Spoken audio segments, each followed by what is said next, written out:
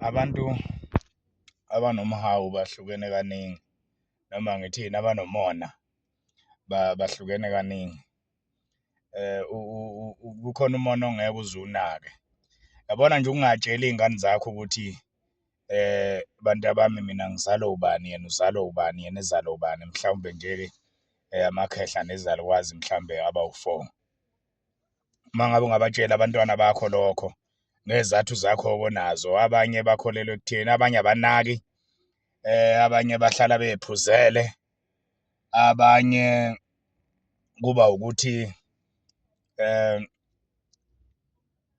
mhlambe ngendaba yenkolo ucabanga ukuthi mawutshela ingane ukuthi izalwa ubani usukhonza amadlozi, bese iy'ngane ziyakhula, zikhule zingawazi umlando wazo. Uma ngabe nazo sey'buzwa iy'ngane zazo seziyizilima, kubalulekile lokho ukuthi iy'ngane zakho uy'tshele. Lokho kusho ukuthi awunawo umona, kusho ukuthi umzali ophilayo. Omunye umuntu onomona futhi enganakile, ngakho ukunganaki nokuthi iy'ngane ucabanga ukuthi uthanda kakhulu ungatsheli into efanele. Kubalulekile ukuthi ingane yazi ukuthi into ethile ayikhulunywa, akukhulunywa kanje, ukuze izokwazi ukuphila nabantu. Kukhona ingane engazi nje sidala ukukhuluma, hhayi ngoba iyisilima, isindala akuseyona ingane, kodwa hhayi ngoba iyisilima, isiyasebenza manje. Ethi umphathi wayo emsebenzini awuze ngapha sizophuza itiye, ithi angilifuni. Izolo awuzange emsebenzini kwenze njani? Awumphathi kanti wena unjani? Angithi ngikusendelile imeseji, inkulumo le eqondile, ngiyisendile imeseji ukuthi ngiyagula, manje kanti wena unjani? Ephinde kuningi mani izinto ezenziwa abantu indlela abakhula ngayo engalungile, kodwa babekhuliswa abazali. Ingane ayiwazi umlando yayo, ayiyazi indlela yokukhuluma nabantu ngoba ngeke iziphile nawe. Nginokubona abantu beze bey'shutha iy'ngane la ku-TikTok, umuntu uthi uyinika ukudla ithi angikufuni. Uthi asenze into ethile, ithi ingane hayi ma ngeke ngikwenze lokho, masambe imidonsi. Noma isiyindala isiyisebenza, izoqhubeka yenze leyo nto leyo. Bese ihluleka ingane ukuphila nabantu, ithi ingane yakho iyahlukunyezwa emsebenzini.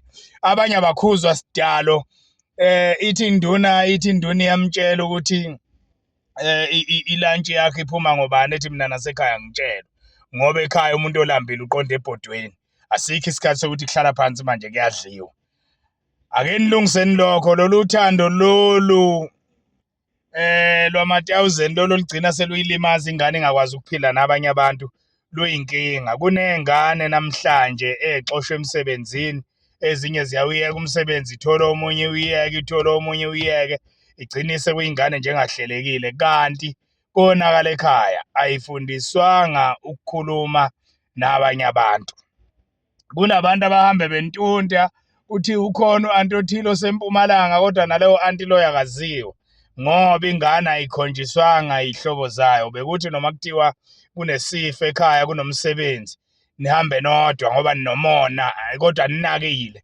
Kodwa umona lo ukuthi ingane kufanele ingazazi iy'hlobo zayo. Ma usufile bese ingane isale isiwusimayedwa,